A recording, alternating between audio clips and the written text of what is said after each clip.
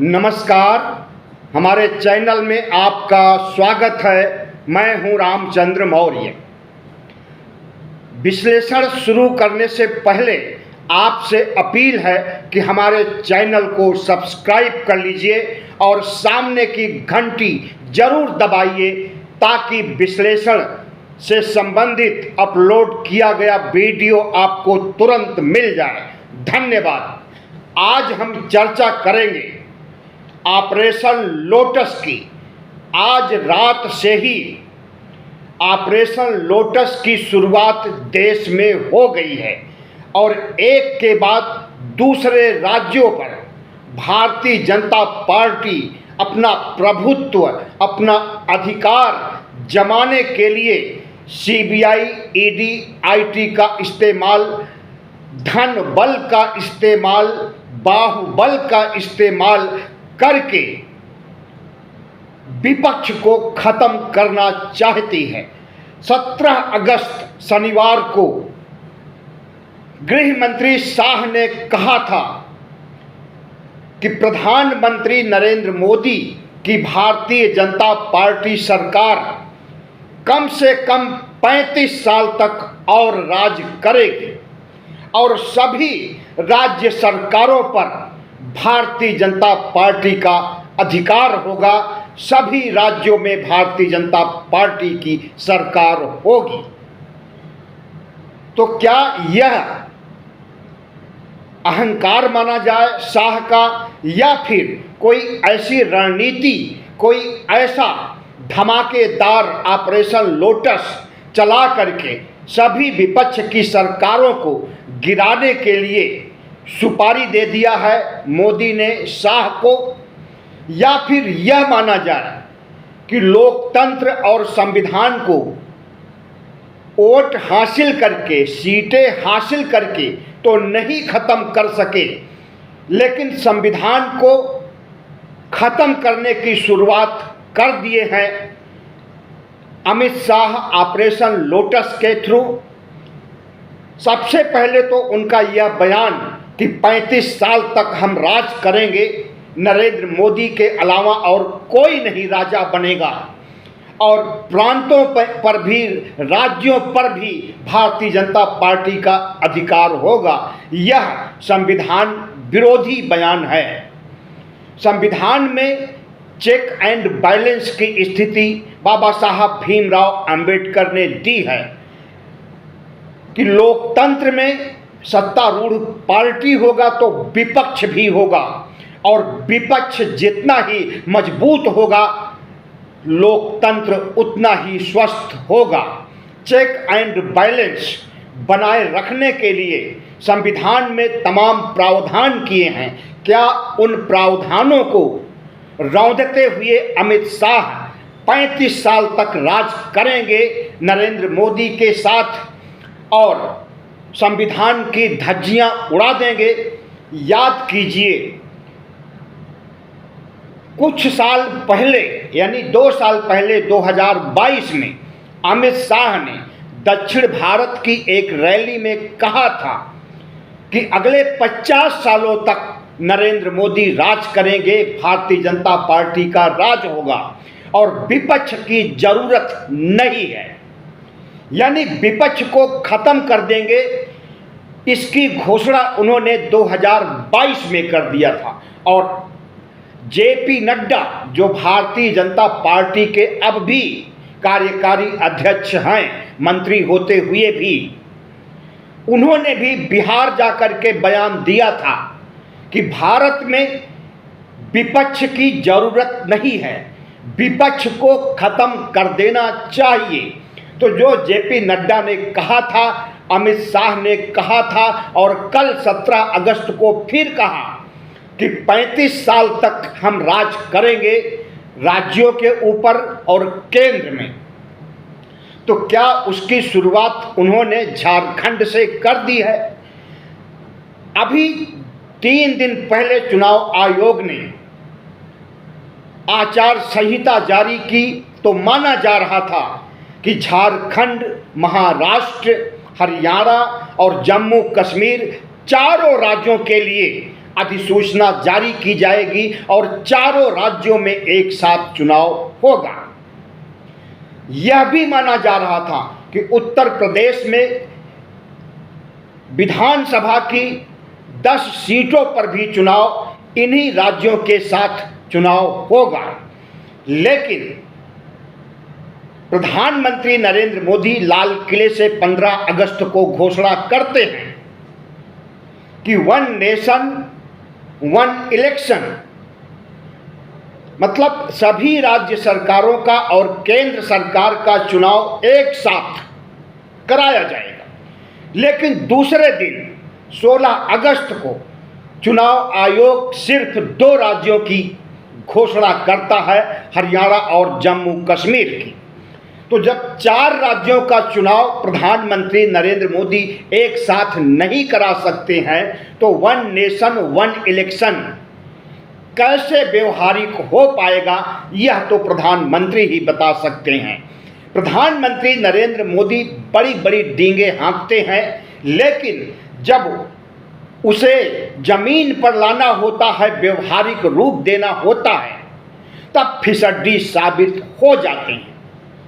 कहा जाता है कि बड़ी मछली छोटी मछली को खा जाती है, लेकिन भारतीय जनता पार्टी ऐसी बड़ी मछली है जो बड़ी मछली को भी खा जाती है और छोटी मछली को भी निगल जाती है। भारतीय जनता पार्टी ने सबसे पहले कांग्रेस को खाना शुरू किया और उसे खाते खाते लगभग आधा कर दिया।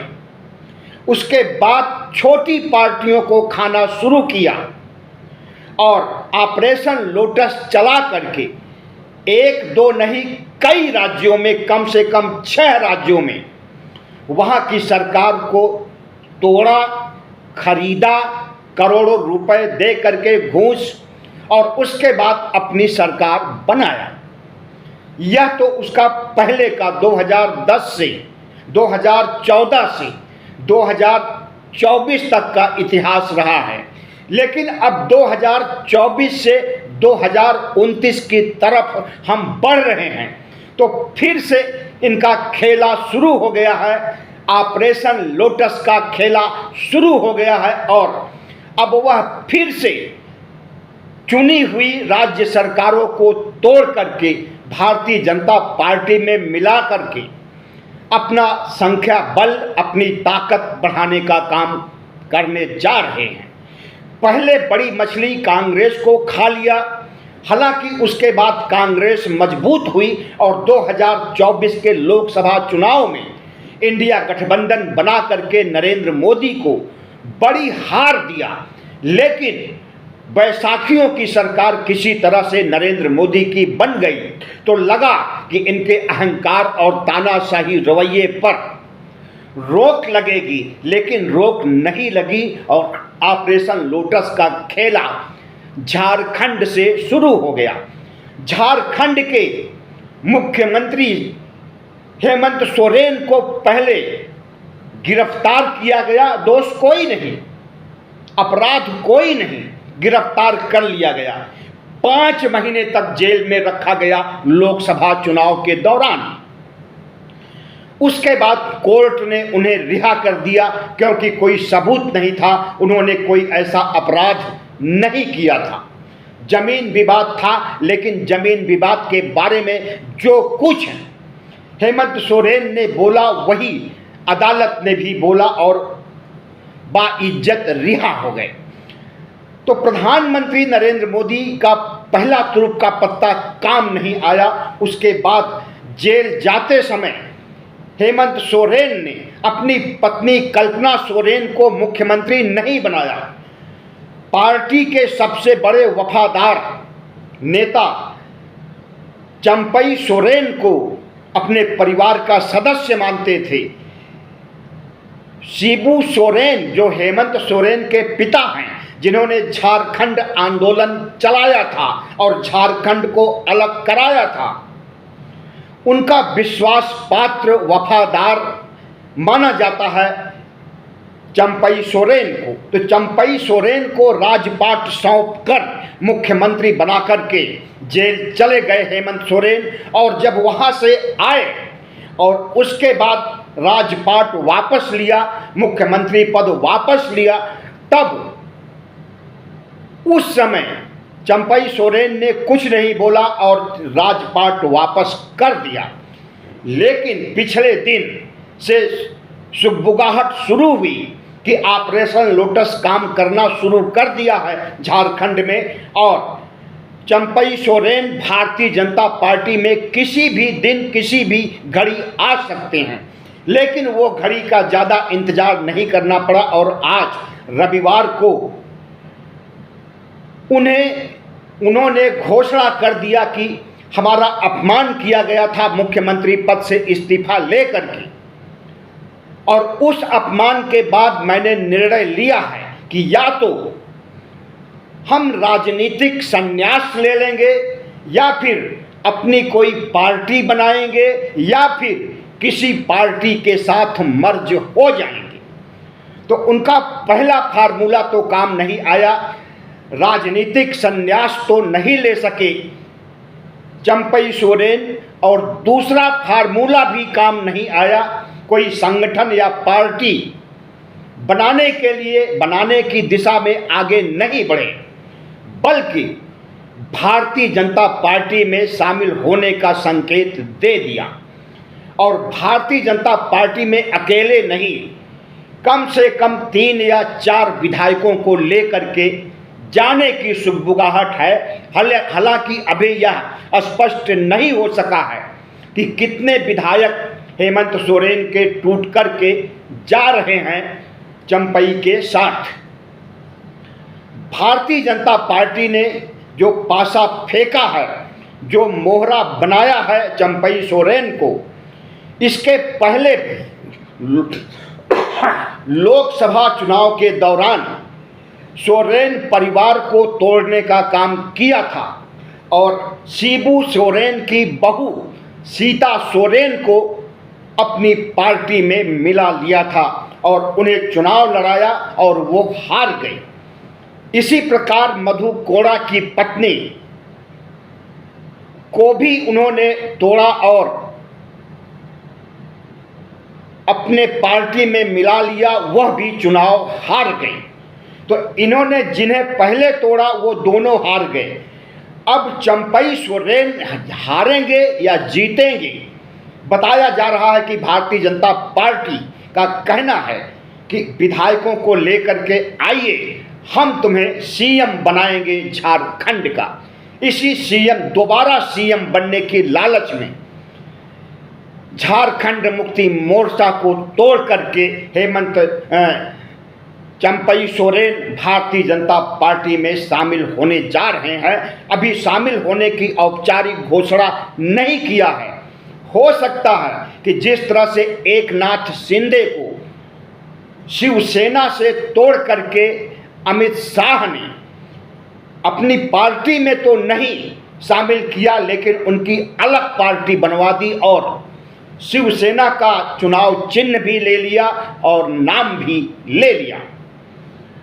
उसी तरह से हो सकता है कि चंपई सोरेन का भी इस्तेमाल किया जाए। कुल मिलाकर के या तो वो भारतीय जनता पार्टी में शामिल हो जाएंगे या फिर अपनी कोई नई पार्टी बना करके अमित शाह के इशारे पर काम करेंगे।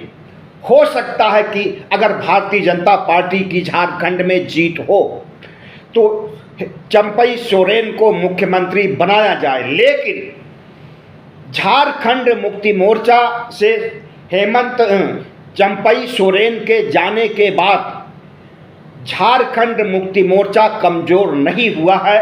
हेमंत सोरेन जिस तरह से दहाड़ करके कह रहे हैं और कल्पना सोरेन जो कि भाषण देने में, आदिवासियों का दिल जीतने में काफ़ी आगे हैं और उन्हें आदिवासी सम्मान भी देते हैं, उनकी बात भी मानते हैं। तो कल्पना सोरेन और हेमंत सोरेन ने जिस तरह से झारखंड के आदिवासी समाज पर अपनी पकड़ बनाई है, उसमें कोई कमी नहीं होने वाली है। और प्रधानमंत्री नरेंद्र मोदी और अमित शाह का यह ऑपरेशन लोटस, जिसमें कि बताया जा रहा है कि करोड़ों रुपए सोरेन को दे करके, चंपई सोरेन को करोड़ों रुपए दे करके खरीदा गया है, अगर यह बात सच है तो निश्चित रूप से संविधान का अपमान किया गया है, लोकतंत्र का अपमान किया गया है। और इस तरह का अपमान पहली बार नहीं कर रहे हैं शाह, बहुत बार कर चुके हैं, आज भी किए और कल भी हमेशा करेंगे।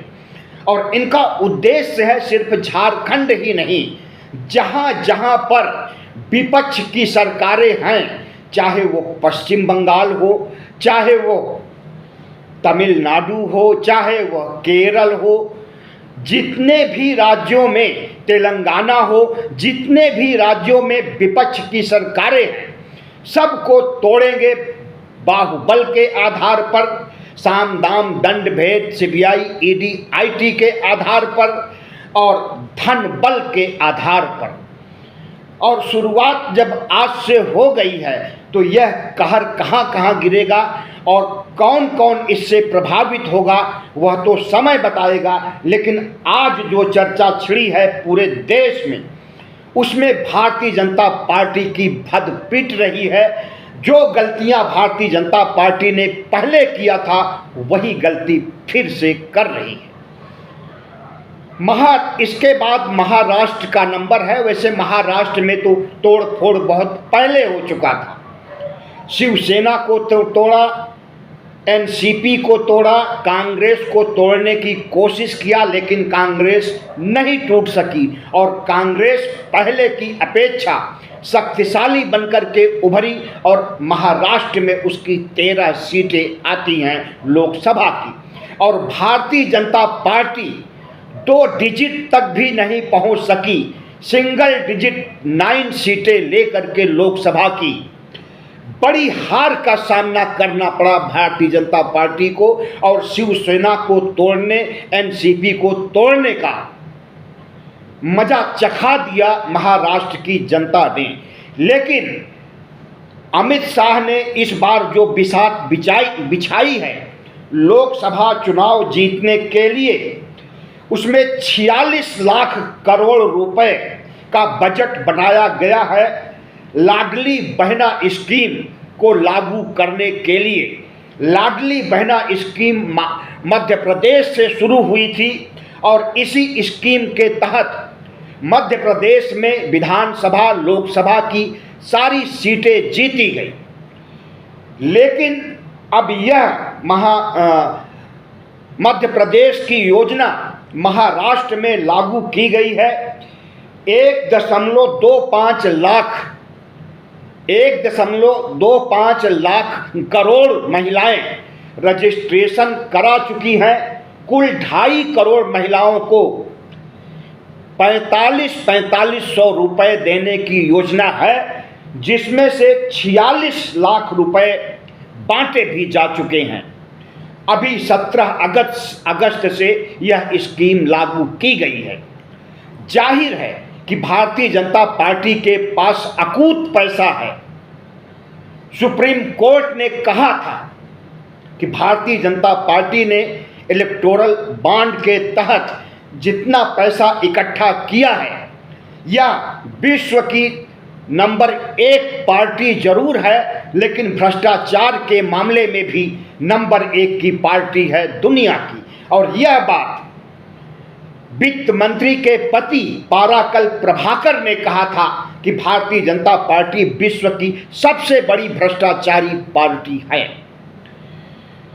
तो उसी धन बल के आधार पर जो चंदा दो, धंधा दो, पैसा उगाहो कारपोरेट से, इस अभियान के तहत अरबों रुपए उगाहे गए हैं, उन्हीं का इस्तेमाल करके ऑपरेशन लोटस चलाया जा रहा है।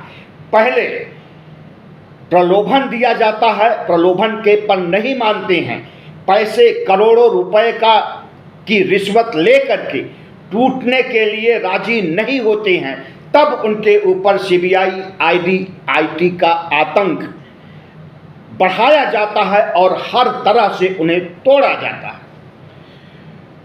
तो चंपई सोरेन तो लगता है कि बिक गए। सीबीआई ईडी आईटी साम दाम दंड भेद का शिकार नहीं हो सके और उन्होंने घोषणा कर दिया ट्वीट करके कि उन्होंने झारखंड मुक्ति मोर्चा को छोड़ दिया है और अभी भारतीय जनता पार्टी में जाने की कोई घोषणा नहीं किया है। चंपई सोरेन एक ऐसे मोहरे बन चुके हैं जिस तरह से महाराष्ट्र में शिंदे और अजीत पवार को मोहरा बनाया गया था, लेकिन शिंदे और अजीत पवार महाराष्ट्र में भारतीय जनता पार्टी की नींव में मट्ठा डालने का काम किए। ठीक उसी प्रकार अनुमान लगाया जा रहा है कि झारखंड में जो बची खुची शक्ति भारतीय जनता पार्टी की है, तो भारतीय जनता पार्टी की नींव में मट्ठा डालने का काम चंपई सोरेन करेंगे। हो सकता है कि झारखंड में कुछ सीटें विधानसभा की मिल जाती, कुल 81 सीटें हैं, उसमें हो सकता था कि अभी कुछ आंकड़े आए हैं सर्वे के जिसमें 42 सीट देने की सर्वे वालों ने 42 सीट भारतीय जनता पार्टी को दिया है, लेकिन 42 भी कम नहीं होता। विपक्ष के रूप में एक शक्तिशाली पार्टी के रूप में होते अमित शाह वहां पर झारखंड में, लेकिन जिस तरह से चंपई सोरेन को तोड़ा है धन बल के आधार पर, इसकी सूचना जैसे आदिवासियों को मिली है, सब ने प्रतिक्रिया व्यक्त की है और भारतीय जनता पार्टी को हराने का लक्ष्य सुनिश्चित किया। क्या तेलंगाना में इनका ऑपरेशन लोटस चल पाएगा? कतई नहीं। तेलंगाना में कांग्रेस की सरकार मजबूती के साथ चल रही है। क्या इनका ऑपरेशन लोटस तमिलनाडु में चल सकता है? कतई नहीं। वहां इनका जनाधार ही नहीं है। AIADMK से इनका समझौता था, इनके गठबंधन पर में था, लेकिन वह भी इन्हें छोड़ करके चला गया। क्यों चला गया? क्योंकि सनातन धर्म को लेकर के जो टिप्पणी भारतीय जनता पार्टी ने की थी, उसके आधार पर AIADMK इनसे छिटक गया था और तमिलनाडु में लोकसभा चुनाव में एक भी सीट भारतीय जनता पार्टी को नहीं मिल सकी। इसी तरह केरल में भी इनका ऑपरेशन लोटस काम नहीं करेगा। हालांकि RSS वहां पर जमीनी आधार तैयार कर रहा है। RSS की कोशिश है आज नहीं तो कल वहां हम हिंदू विचारधारा को लागू कर देंगे, हिंदुत्व की प्रयोगशाला केरल को भी बना देंगे, लेकिन वह कम्युनिस्टों का राज है, उन्हें ध्यान देना चाहिए। और मोहन भागवत 31 अगस्त से 2 सितंबर तक वहां पर बैठक करने जा रहे हैं और उसी बैठक में निर्धारित होगा कि भारतीय जनता पार्टी का अध्यक्ष कौन बनेगा। तो इस तरह से भारतीय जनता पार्टी जिस तरह से पहले सरकारों को तोड़ करके अपनी सरकार बनाई थी, उस रास्ते पर चल पड़ी है और कर्नाटक सरकार को डिगाने के लिए, सिद्धारमैया मुख्यमंत्री को हटाने के लिए जो चाल चली है अमित शाह ने, उसे भी जान लीजिए। सिद्धारमैया वहाँ के मुख्यमंत्री हैं और उनके खिलाफ किसी ने भ्रष्टाचार का आरोप लगाया कुछ जमीन से संबंधित, और राज्यपाल से अनुमति लिया सिद्धारमैया के खिलाफ मुकदमा चलाने के लिए, और राज्यपाल गहलोत, थापर सिंह गहलोत ने उसे इजाज़त दे दिया कि मुकदमा चलाइए। लेकिन सिद्धारमैया का कहना है कि उनके ऊपर कोई ऐसा आरोप नहीं है, उन्होंने ऐसा कोई गलत काम नहीं किया है जिससे कि उनकी सरकार को गिराया जा सके। पश्चिम बंगाल में भी इनका साम दाम दंड भेद ऑपरेशन लोटस नहीं चलेगा। हालांकि वहां पर जो बलात्कार की घटना हुई है वह पूरे देश में चर्चा का विषय है, लेकिन उसे देशव्यापी बनाने के लिए, बड़ी लकीर खींचने के लिए अमित शाह ने जिस तरह से देश भर के डॉक्टरों का इस्तेमाल किया है उसकी पोल खुल गई है। और अब सुप्रीम कोर्ट स्वतः संज्ञान लेते हुए पश्चिम बंगाल के बलात्कार कांड की देखरेख खुद कर रहा है और खुद सीबीआई से जांच करा करके उस पर कोई फैसला देगा। तो बलात्कार के आधार पर वहां राष्ट्रपति शासन नहीं लगाया जा सकता था। सुनने में आ रहा था कि ममता बनर्जी की सरकार को गिराने के लिए, ऑपरेशन लोटस को एक दूसरे रूप में पेश करने के लिए वहां पर राष्ट्रपति शासन लगाया जा सकता है। लेकिन जब सुप्रीम कोर्ट ने दखल दिया और बलात्कार प्रकरण को अपने हाथ में लिया, तब अमित शाह के हाथ से तोते उड़ गए और वहां पर राष्ट्रपति शासन नहीं लग सकता है। एक बलात्कार के आधार पर किसी सरकार को नहीं गिराया जा सकता है। अगर गिराना ही था तो मणिपुर की सरकार को गिराना चाहिए था, जहां पर कि कई महिलाओं के साथ बलात्कार हुआ और 2 महिलाओं को तो नंगा करके टहलाया गया। उनके गुप्तांग में उंगली डालते हुए कैमरे के सामने जो हरकत की गई उससे पूरा देश शर्मिंदा है और पूरी दुनिया ने वह तस्वीर देखी है। तो मणिपुर का बलात्कार कांड, हत्याकांड, गुप्तांगों में उंगली डालने का काम ज़्यादा विभत्स है या पश्चिम बंगाल का? अगर गिराना ही है तो उत्तराखंड की सरकार को गिराइए, क्योंकि वहां पर अंकिता भंडारी को भारतीय जनता पार्टी के नेता ने बलात्कार और हवस का शिकार बनाया है और मार डाला है। इसी तरह से हाथरस कांड में भी पहले उत्तर प्रदेश की सरकार को बर्खास्त किया जाए, उत्तराखंड की सरकार को बर्खास्त किया जाए, मणिपुर की सरकार को बर्खास्त किया जाए, उसके बाद फिर ममता बनर्जी की सरकार को बर्खास्त किया जाए। अगर बर्खास्त करने का मन बना लिए हैं नरेंद्र मोदी तो।